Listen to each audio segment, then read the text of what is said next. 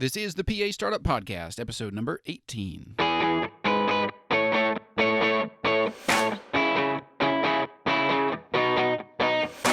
This is the PA Startup Podcast, where we help pre-PA students, current PA students, and new grads start their careers as physician assistants. I'm your host, Chris Darst. We are glad you're here.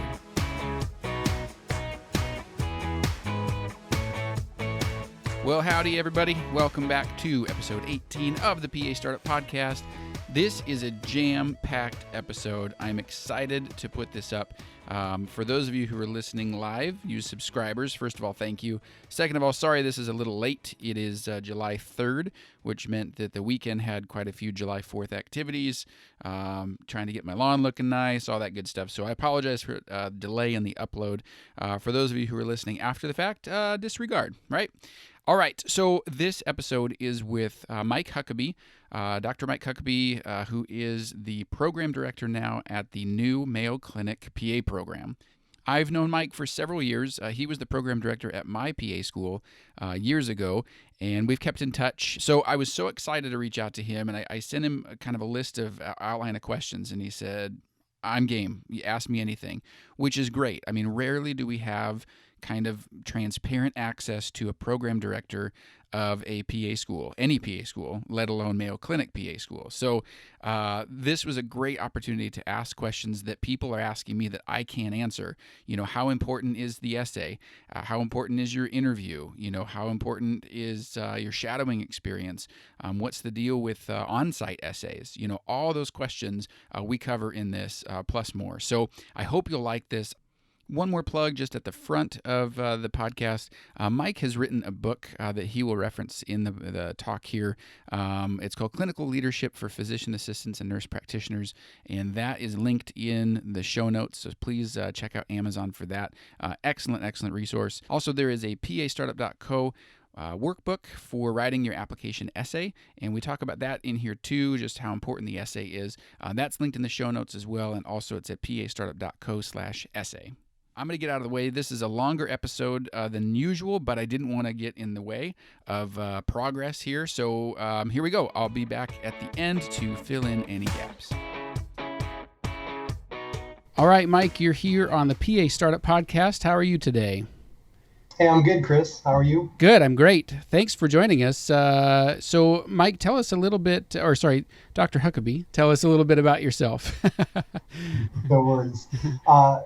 So I've been a PA 35 years probably, and I've enjoyed clinical practice all that time. Started out in family medicine in a couple of spots in Nebraska.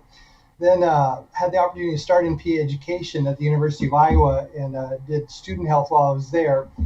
After a few years of that, had an opportunity to get back into full-time clinical practice in my wife's hometown in Nebraska. So that was a great opportunity, and so went back into family medicine then.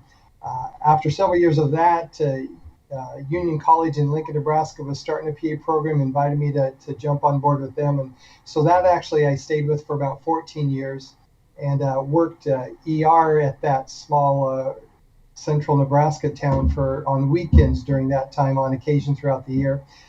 Towards the end of those 14 years, I had an opportunity to be in a pediatric clinic in Lincoln, and so that kept me from having to have a weekend commute for the other, and pediatrics became kind of my specialty, and it was really a lot of fun, and I really enjoyed it.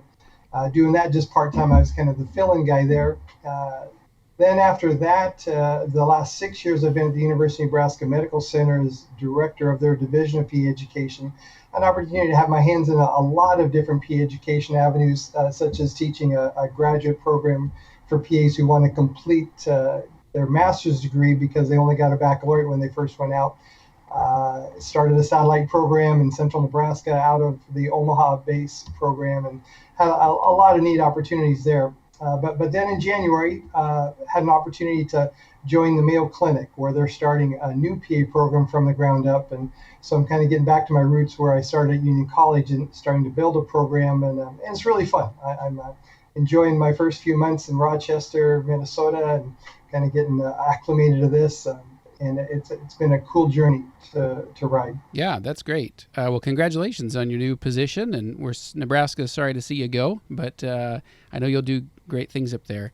How many, roughly, how many students do you think you've seen pass through? Yeah, I've never added it up, Chris, but I would say it's likely 1,000 or, might be approaching 1,500 or so. That's great. What's been amazing is over those years, seeing those students. So I was at New Orleans at the national conference just last week, and I just walked in the hall, and it's just pretty common that I'm going to run into somebody that I have taught. And sometimes it's someone who I might have done some online education with, and I never really saw their face, but they recognize me, and so we get a chatter, and I reflect back, and I just think the amazing individuals that I've had the chance to work with.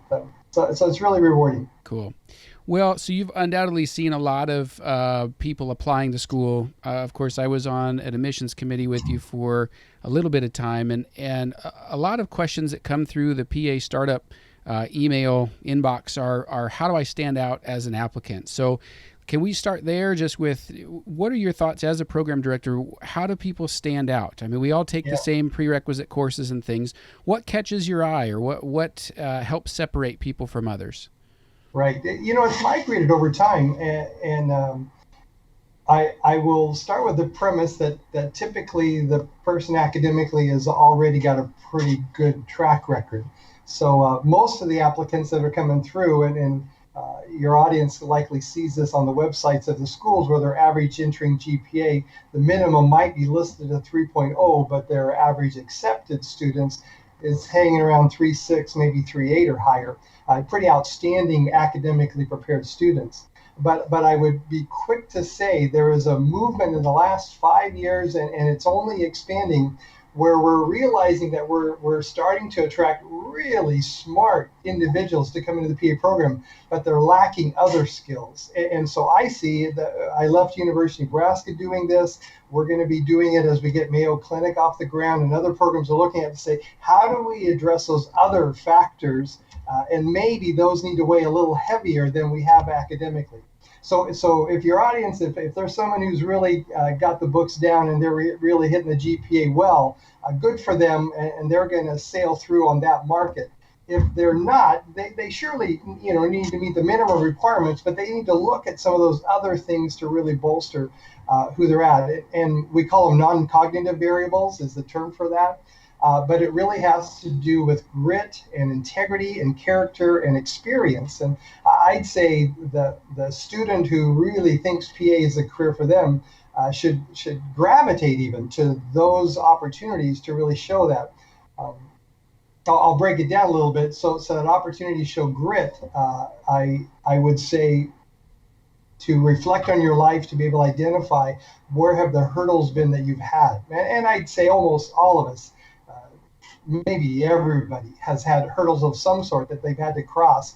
Then it becomes delicate on how do I address that? If it's a story of maybe a family disruption that was really awful and really horrible, well, we don't need to get in the weeds of that, and we don't mean to take the applicants through that. But certainly those kind of trouble spots really shape us, and to show how we've been able to get through that and make something of ourselves after that, I think is a really valuable commodity that PA programs are really looking for now. So that would be the student who maybe academically that made a bump in their life, and maybe something happened that really interrupted how they were doing, so it hurts their GPA. If they can come around and say, that happened to me, but look what I'm doing now, and this is how I got to that place, that tells a great story, and that lets us know much better the capabilities of that individual.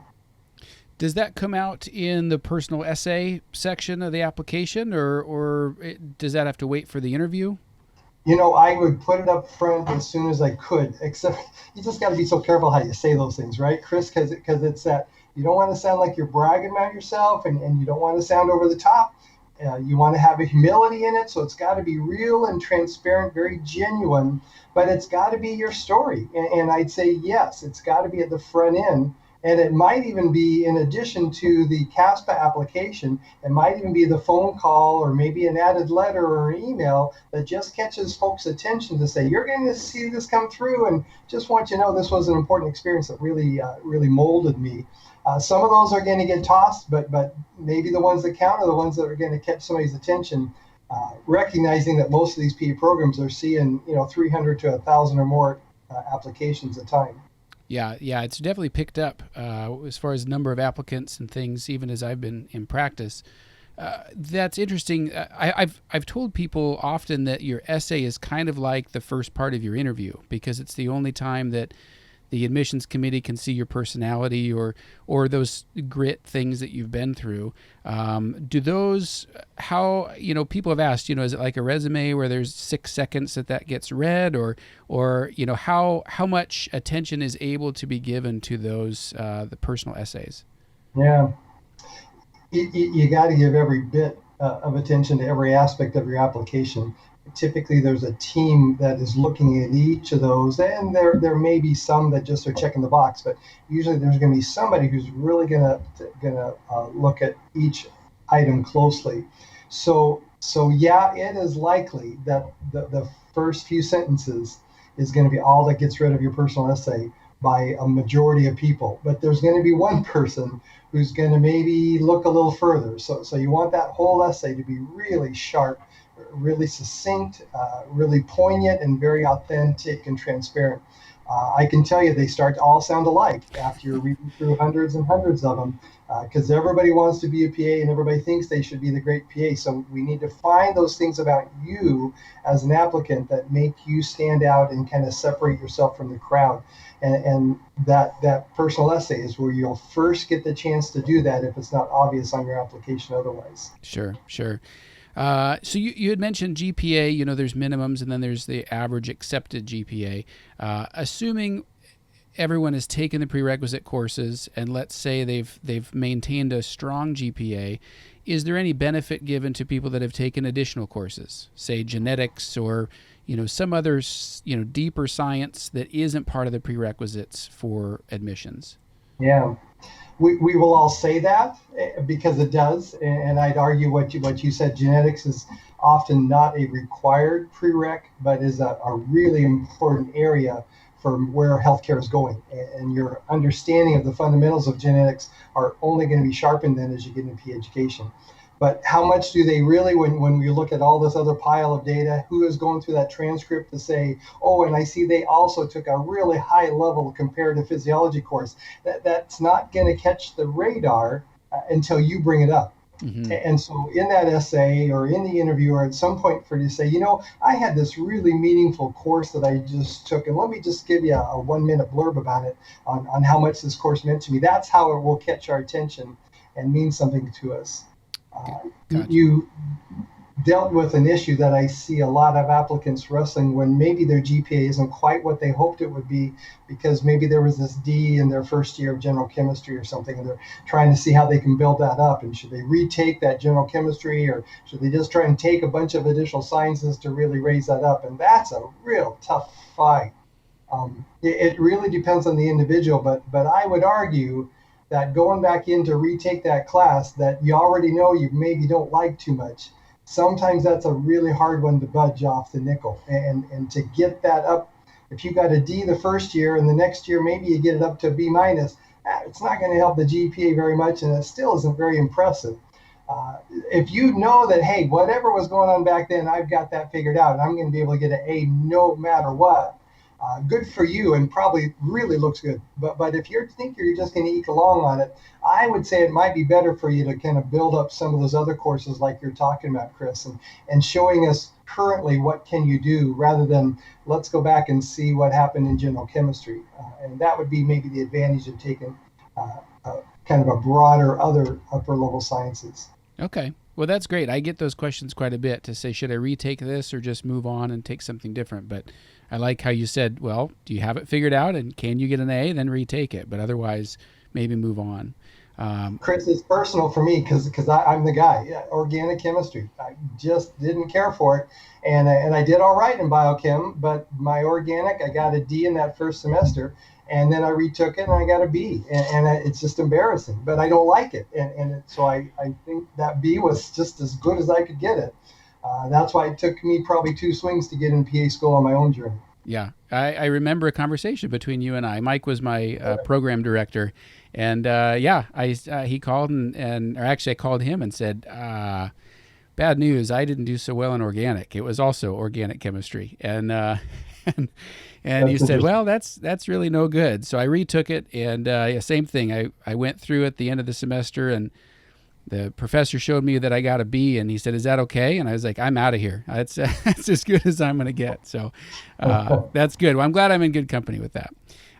Okay, how about like course load? Does that make a difference? If I can show that I got an A in organic at the same time as I was taking these other high level classes, does that weigh in, or is it basically just kind of your GPA is good, your overall grades are good, it doesn't matter what you took when? Yeah, we do look at course loads now more than ever. The rigor of PA school is frankly out of hand, and we're not sure what to do with it. There's just getting to be too much information. We just keep packing it in because we do want it to be a fairly limited curriculum. That is why we're looking at other factors besides necessarily just what the GPA or your GRE score is. I think in a lot of the PA programs, I think that movement is moving forward because we're seeing that we need to have people who have stamina and can kind of get through that. So I'd say even more recently, we're starting to look at that, and that might be that either that you were able to manage a significant course load, or if you were taking 12 to 16 hours, which would be considered maybe more of an average course load, it's only because you were working full time or you had some other really significant obligations that obviously created a pretty stressful environment for you to achieve that success. That might need to be pulled out a little bit in your essay. That might be a part of what you're showing about your grit, those types of things. So you might need to call our attention to it. But looking at what has transpired for you to do as well as you do academically is important. Very good. How about one more question about, well, I've got two about the application. One is the shadowing hours. There's a usually a minimum amount if a school is going to require it. Do all schools require it, or just some? It's all over the place, and there's schools that don't require it at all. Nebraska was one of those, and their philosophy was we want to put it on the backs of the applicant.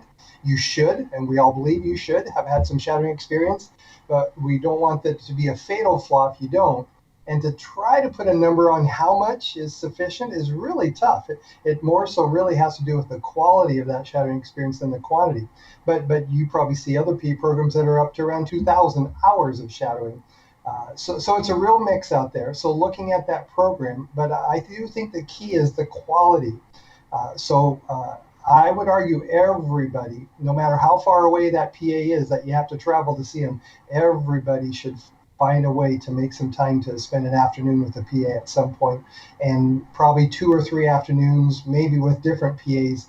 Maybe that's a little broader perspective, but it's what you take out of it. It's what you're able to say that you learned about the profession that helps you understand how the PA is different than other health professions that I could be considering, and being able to put words around that in addition to the number of hours. What do you think, Chris? Yeah, I think I want to make sure that people know what they're getting into when they. I mean, the PA profession is attractive because the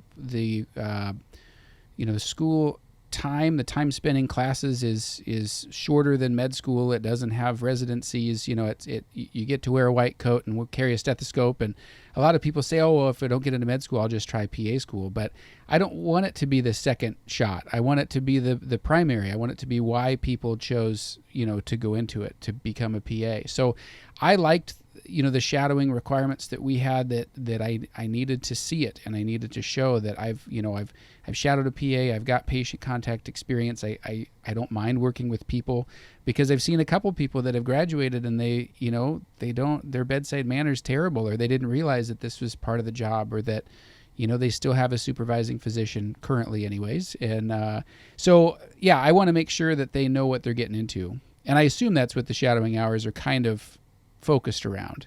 I think you really hit on it. I've seen applicants who will shadow physicians, probably because it might be a little bit easier to get to those, or maybe it's their personal doc, and so they just can easily spend some time with them. And I would say that candidate isn't prepared and hasn't got out of shadowing what we intend it to be.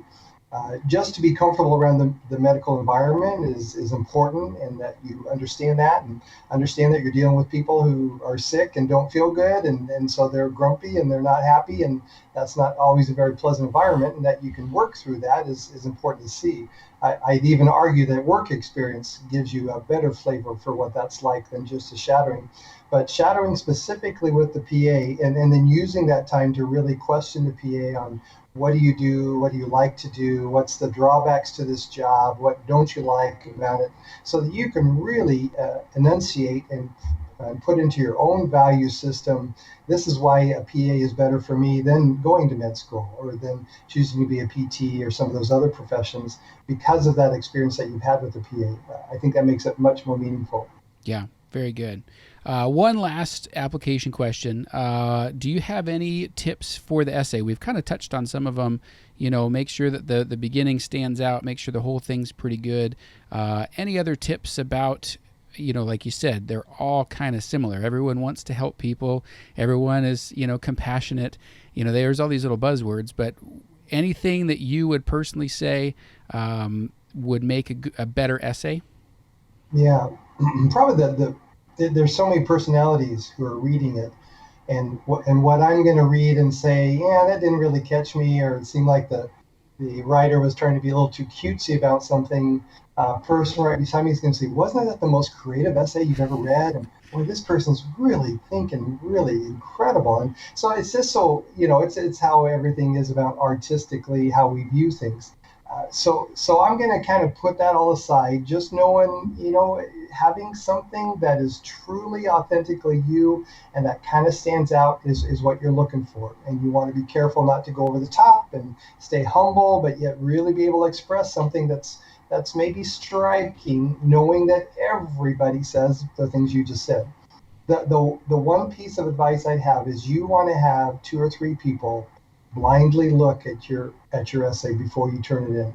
And any little error, the grammar, that's a big kick out, because we just expect that this should be the sharpest thing you've ever put together on paper.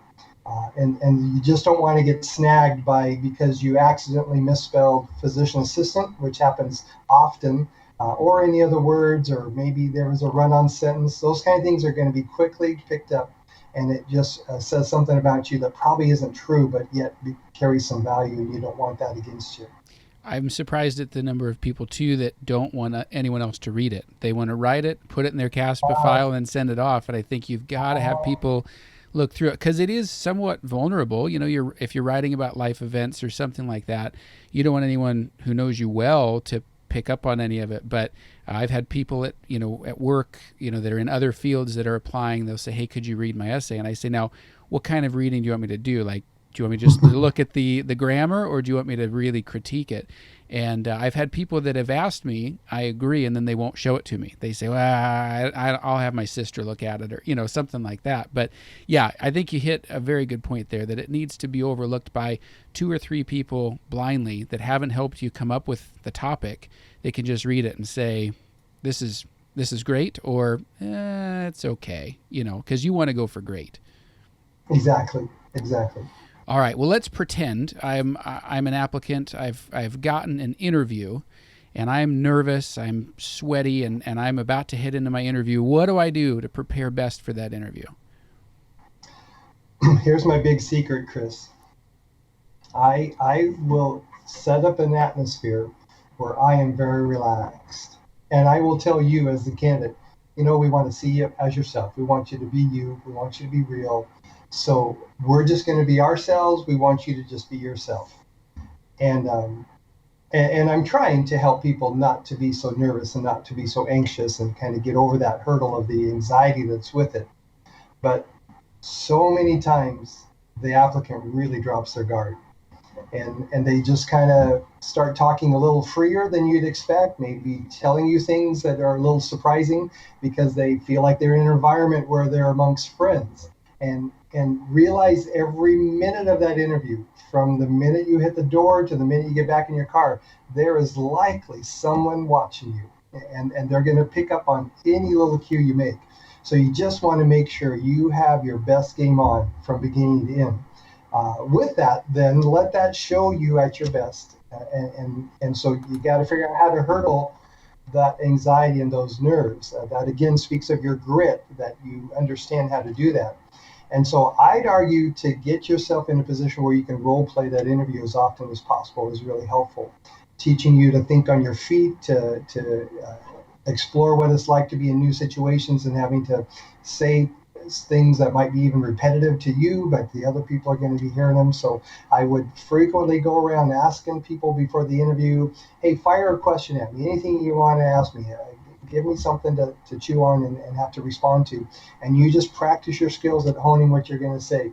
As I'd be driving the car down the road, I'd be asking myself questions and trying to smooth out what I'm going to kind of stutter out when they're bizarre questions, maybe even just to challenge my mind to think out of the box. And so what does the color red smell like? What would I say to that?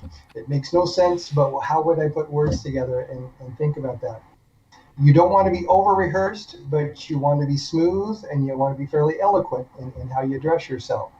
So the flaw that I catch, in addition to they are over rehearsed, in that I'll ask a question and it sends them down the path of what they have written to themselves to say for something else. So I may say, what have you learned about the PA profession that is specifically tailored to your interests?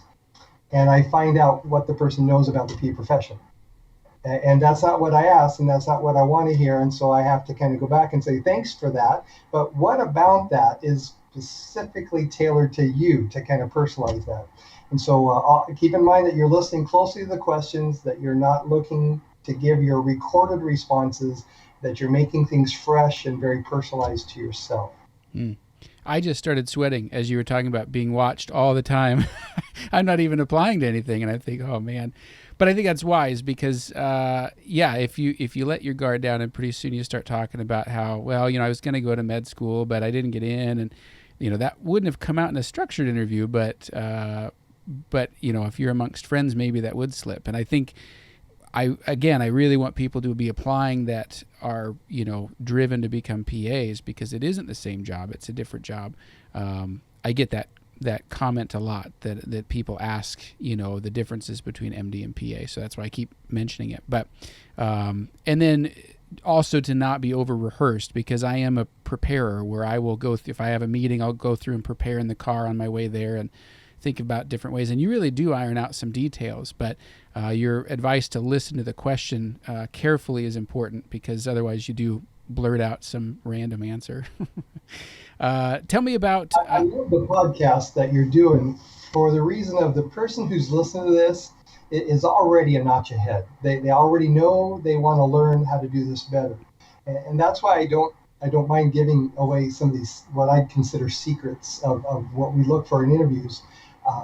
But it just surprises me how many people will walk out of the interview that was maybe stressful and go back to the kind of the waiting room, wherever that is at, and there's an office secretary maybe in the room who's passing out donuts, and it's just a place for people to kind of hang out. And that person will just drop their guard and maybe say words that they shouldn't be saying, and maybe cat on other things.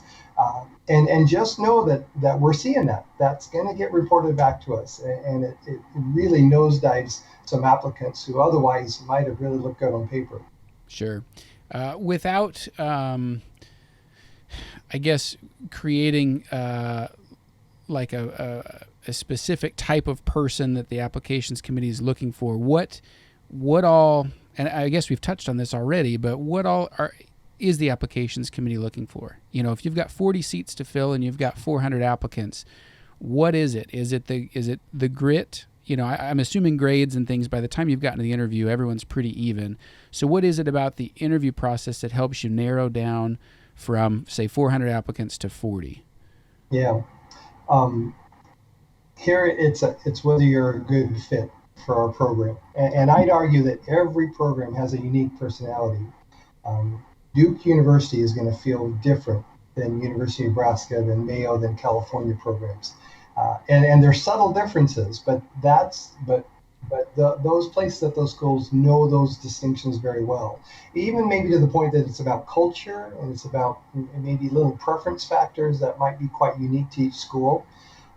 But the applicant can learn a lot about those by looking at the mission statements, looking at what is on the website that the school has posted to really discuss their particular curriculum, so that you really have a good handle on each individual school. And then I would try to really tailor your comments to speak to those specifics that you see with the school, rather than necessarily just about the PA profession. And that would make me want to pay more attention to you, that you know that University of Nebraska Medical Center really looks for applicants that are thinking about rural medicine and that are really headed towards primary care, and maybe that's not your interest, so the University of Nebraska wouldn't be on your radar for that. But to see some of those uniquenesses, and boy, mission statements can all sound alike for programs, but there are unique words there that kind of separate them out. And if you can pull those into your conversations in the interview to say, I see this is what this school stands for, and this aligns with my own goals or my own values,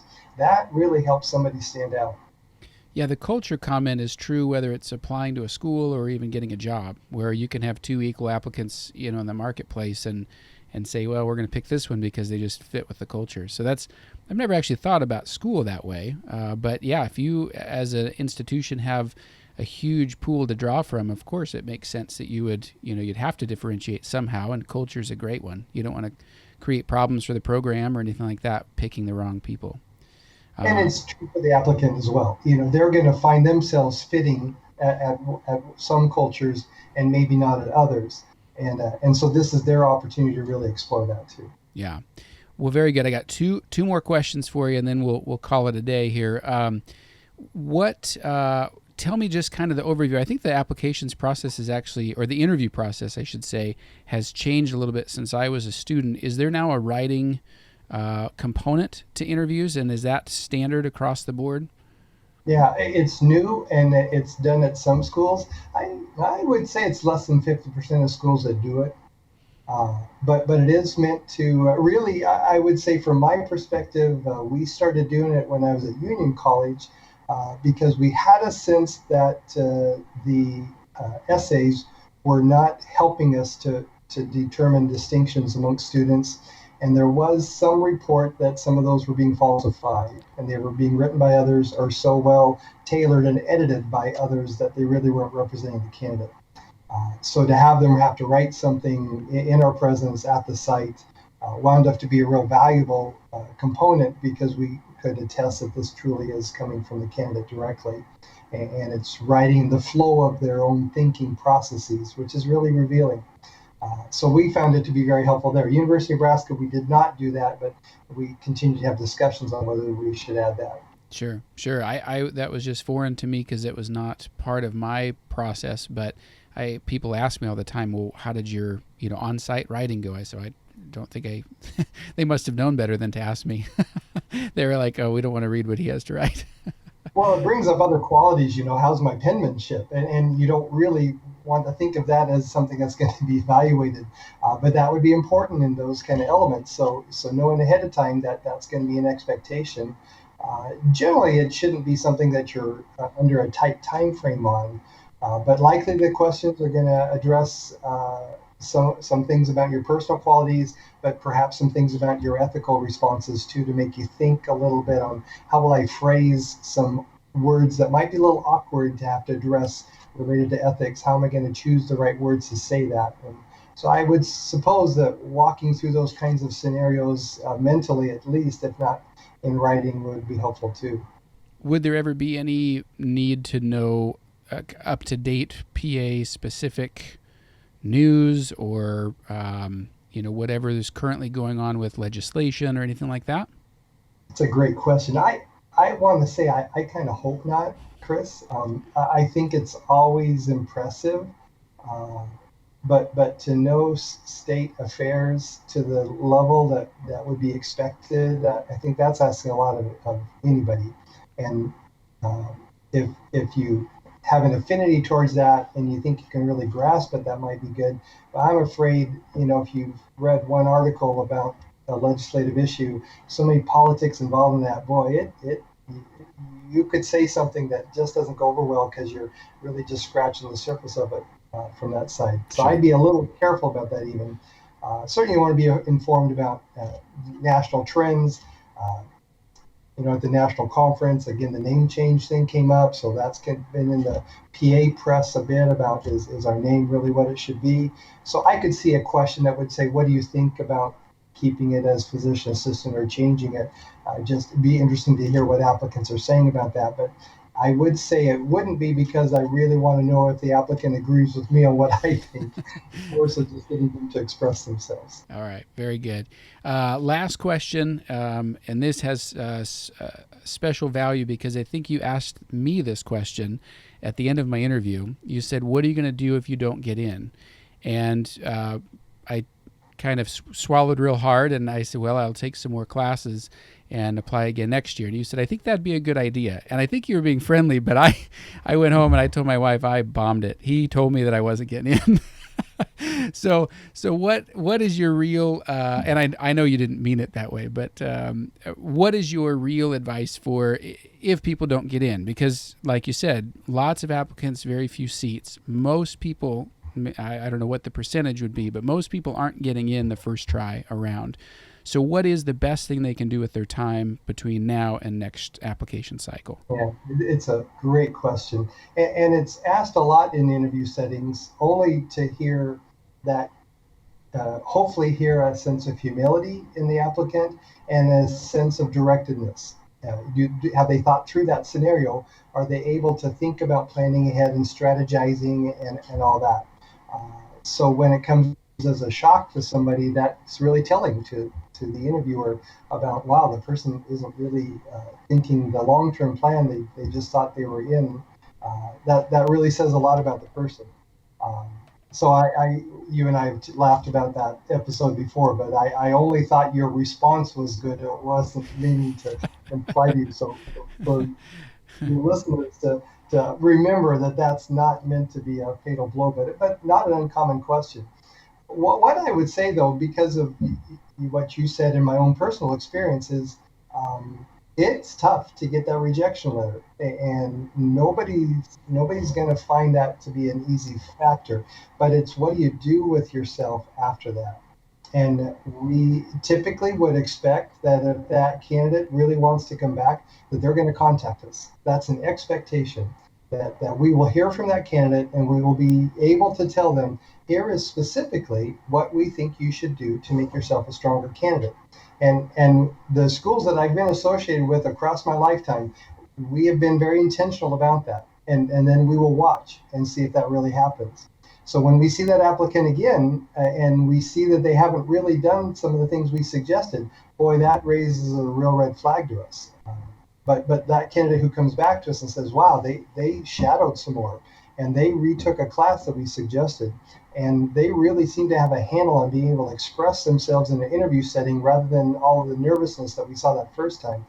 And we say they did exactly what we asked them to do. How can we say no to them? Is often the conversation we hear around the table.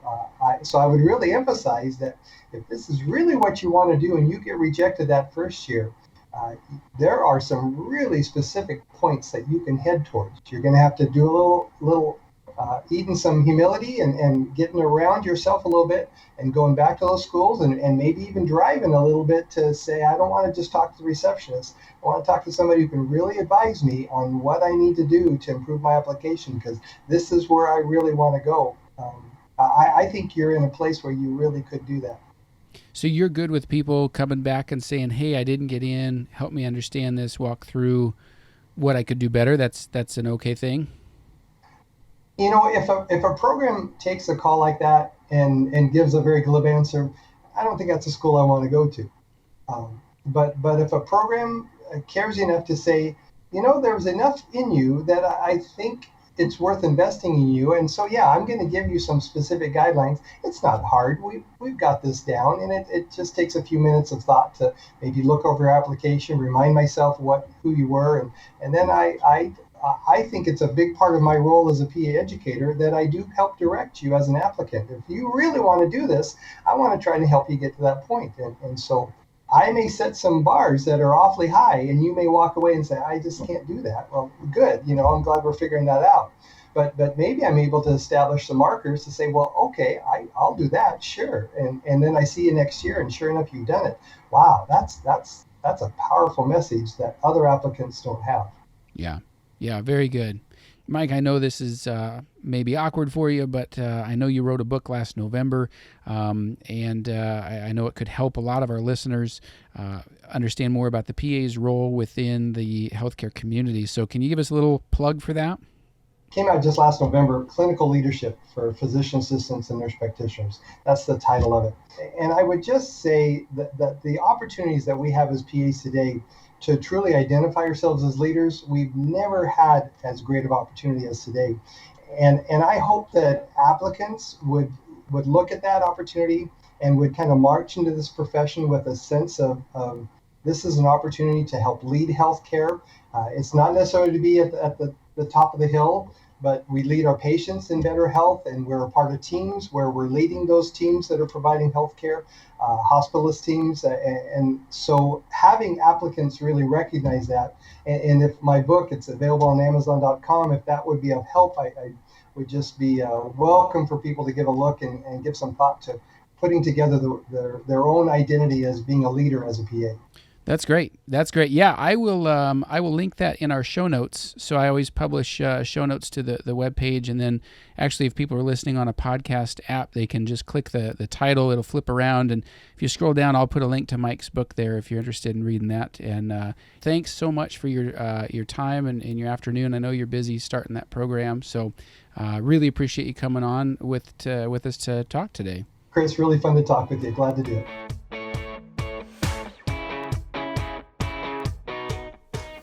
There you have it, ladies and gentlemen. That was my conversation with Mike Huckabee, program director at Mayo Clinic. Wow, what awesome information that was. I can't thank him enough for being a guest. We will absolutely have him back on because I want to talk about, how about in school, surviving the didactic year, surviving the clinical year.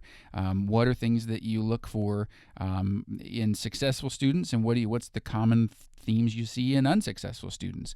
So we'll definitely have him back on at some point here. I can't wait for that. I will link his book in the show notes. Definitely check that out. His book is called Clinical Leadership for Physician Assistants and Nurse Practitioners. I didn't know that he had written this. He's written actually some fiction before, but I didn't know that he had written this book. So as soon as we got off the call, I went and ordered it from Amazon. So I will link that. Also, a plug for PA Startup. If you go to pastartup.co/essay, I wrote an essay workbook last year, but I've got it up for sale, $12. I know that I hate to sell things. I sound sleazy, but it has really helped a lot of people write their essays. So if you're not a writer by nature and you're getting stuck, this workbook will help you kind of uncover some of those things that give you that grit, that stuff that Mike was talking about. And for you pre-PA students out there, I can't stress enough, when you compare grades and you compare transcripts and you compare shadowing hours and all that, everyone looks very similar. So you have to have something that helps you rise to the top. And like Mike said, the essay is what can do it. It's the first part of your interview. It's the first chance they have to see your personality, to see that grit and determination.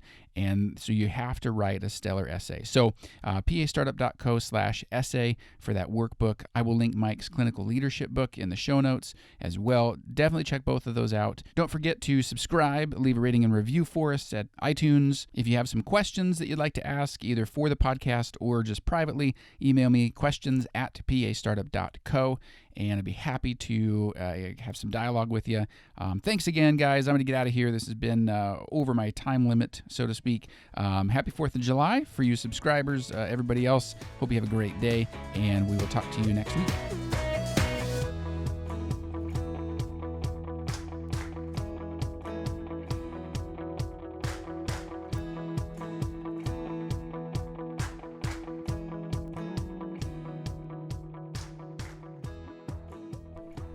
Hey, Dad, I need to grab my coat, so can you please get out of the coat closet recording those dumb videos? Hey, they're not dumb. I think Grandma likes them. Has Grandma even heard them?